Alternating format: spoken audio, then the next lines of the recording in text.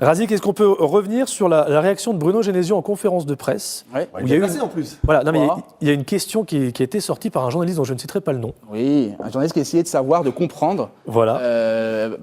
de revenir sur le système, en fait, le changement de système permanent. Fait du commerce, quand même. Parce qu'il fait du commerce, mais assumé.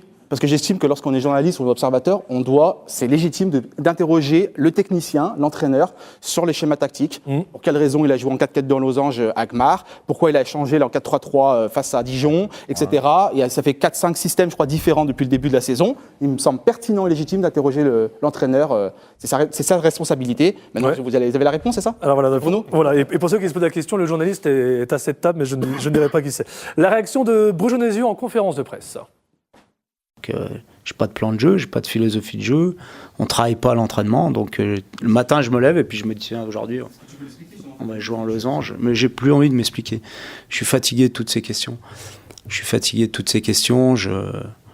J'en ai un petit peu assez d'être remis en question sans arrêt sur tout ce que je fais, qu'on joue en losange, en carré, en triangle, en rectangle, à 4, à 5, à 3, à 2, donc voilà, je ne me justifie plus. Je fais mes choix, je les assume, et ça s'arrête là. J'ai quand même l'impression que Jean-Michel Aulas et Bruno Genesio regardent cette émission, peut-être. Ouais, les deux regardent l'émission, mais c'est gênant parce que lorsque tu es entraîneur et que tu ne peux pas parler de jeu, de football, et de système et de tactique, ça me pose problème. Et je ne suis pas le seul à le penser parce que je crois que même en interne au club, tout le monde a été surpris, beaucoup ont été surpris justement de la réponse de Bruno Genesio. Parce que ce n'est pas une réponse digne d'un entraîneur. Lorsque tu es entraîneur, tu dois aussi répondre à ce type de questions. Moi, j'ai juste envie de dire, vu de l'extérieur, faute grave. Voilà. C'est-à-dire qu'aujourd'hui, quand vous faites un métier médiatique, voilà, il faut aussi accepter ce genre de choses.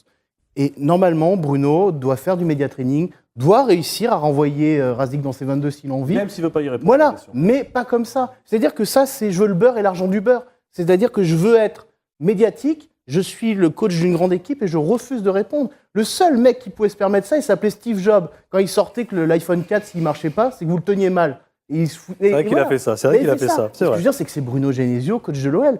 Quand il fait ça, il est juste en train de créer. On l'a vu, on a fait un peu des analyses après avec un outil qui s'appelle Brandwatch qui permet de traquer les marques sur Internet. Donc on a considéré que Bruno était une marque. Il est monté à 15% de négatifs derrière, juste après ça. C'est-à-dire que le café du commerce, le patron, il s'appelle Bruno et il est derrière le comptoir et c'est lui qui sert les verres et c'est lui qui nourrit ce café du commerce. Et je sais des fois, on rigole avec Razik, moi je dis, si on vire Bruno et qu'on met quelqu'un d'autre à la place, ça va peut-être pas être mieux parce que c'est transversal. Mais Genesio, on serait peut-être moins dur avec lui, vous seriez peut-être moins dur avec lui, si des fois, quand il gagne contre Nancy, on n'avait pas l'impression qu'il a gagné contre le Barça. Et quand il répond aux gens, il répond comme ça. Parce qu'au fond, je pense que c'est un bon gars, mais c'est juste qu'il ne sait pas gérer la pression médiatique.